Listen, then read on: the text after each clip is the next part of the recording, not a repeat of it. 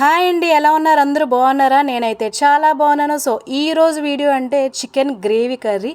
కొంచెం మనకి వేరే టేస్ట్గా బాగుంటుంది, ఎందుకంటే ఇందులో మనం చింతపండు అనేది ఇంగ్రీడియంట్ వాడాం కాబట్టి. సో లేట్ చేయకుండా వీడియోలోకి వెళ్ళిపోదాం. ఇది కుర్మలా భలే ఉంటుంది, చపాతీస్లోకి బాగుంటుంది, అలాగే రైస్ ఐటమ్స్లో కూడా సూపర్గా ఉంటుంది.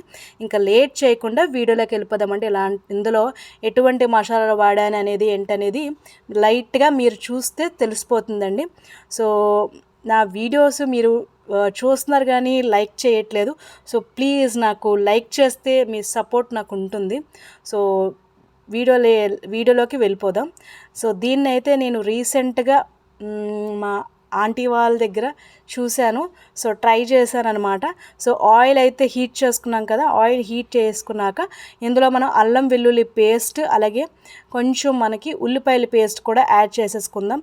ఇందులోనే కొంచెం గ్రీన్ చిల్లీస్ అలాగే టొమాటోస్ని కూడా వేసుకొని ఆయిల్లో బాగా వేయించుకుందామండి. ఆయిల్ ఒక 4 నుంచి 5 టేబుల్ స్పూన్లు పడుతుంది. ఇందులోనే కొంచెం మనం కారం అయితే యాడ్ చేసుకుందాం. ఒక 2 టేబుల్ స్పూన్ల కారం కూడా యాడ్ చేసుకొని బాగా కలుపుకోవాలండి. కొంచెం మనం ఉప్పు కూడా యాడ్ చేసుకుందాం. సాల్ట్, కారం కూడా మీ టేస్ట్ తగ్గట్టుగా మీరు వేసుకోండి, ఎందుకంటే ఎవరు ఎలా తింటారు అనేది వాళ్ళ ఒపీనియన్స్ అనమాట. సో ఈ జ్యూస్ అంతా ఆయిల్లో బాగా వేయించుకోవాలి. ఇప్పుడు కొంచెం చింతపండు రసాన్ని అయితే మనం ఇందులో వేయించుకుందాం. చింతపండు రసం కూడా వేసుకొని సో ఈ జ్యూస్ని అయితే బాగా కలుపుకుందామండి ఆయిల్లోని. సో టేస్ట్ అయితే సూపర్గా ఉంటుంది. ఎప్పుడైనా ట్రై చేయకపోతే ఒకసారి ఎలా ట్రై చేయండి, చాలా అంటే చాలా బాగుంటుంది. సో చూసారు కదా ఎలా ఉందో. సో ఆయిల్ అంతా బాగా తేలుతుంది కాబట్టి ఇప్పుడు మనం చికెన్ ముక్కల్ని మ్యారినేట్ చేసి పెట్టుకున్నాం కదా, ఉప్పు కారంతో ఆ ముక్కల్ని అయితే మనం వేయించేసుకోవడమేనండి. ఇది అలా మీడియం ఫ్లేమ్లో ఒక అరగంట వరకు మనం వేయించుకోవాలండి, ఎందుకంటే ముక్క ఉడకాలి కాబట్టి మనం అరగంట వరకు మనం వేయించుకోవాలి. మూత పెట్టుకొనే వేయించుకుందామండి, ఎందుకంటే మనకి చికెన్ అనేది గట్టిగా ఉండకూడదు. సో మెత్తగా ఉండాలి కాబట్టి మనం కుక్కర్లో పెట్టకూడదు కాబట్టి మనం మూత పెట్టుకొని ఉడికించుకుందామండి. సో చూసారు కదా చాలా వరకు దగ్గర పడిపోయింది. నేను మీకు చూపిద్దామనేసి ఇలాగ ఉంచేసాను అనమాట. సో దీంట్లో మనం ఇంకా ఎలాంటి పొడులు కావాలన్నా మనం ఇప్పుడే వేసేసుకోవచ్చండి. సో నేనైతే ఇంట్లో ఆడించిన కారమే వాడాను, అలాగే మసాలాల పౌడర్లు అవన్నీ ఏమేమి వేస్తున్నాను కూడా మీకు చూపిస్తానండి.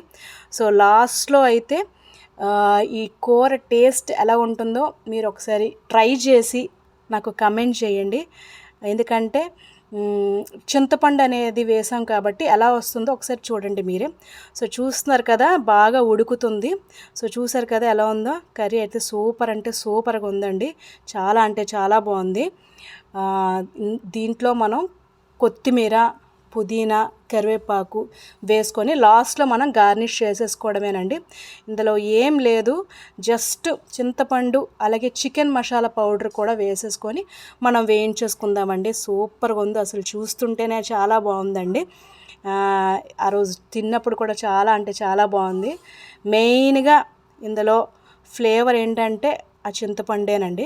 సూపర్గా ఉంది, ఇంకా చెప్పలేను మాటలు ఎలాగుందో. సో నా వీడియో కనుక మీకు నచ్చినట్టయితే ప్లీజ్ లైక్ చేయండి, షేర్ చేయండి అండ్ సబ్స్క్రైబ్ చేయడం మాత్రం అస్సలు మర్చిపోకండి. Thank you for watching. మళ్ళీ మరొక కొత్త వీడియోతో మీ ముందుకుంటాను. బాయ్.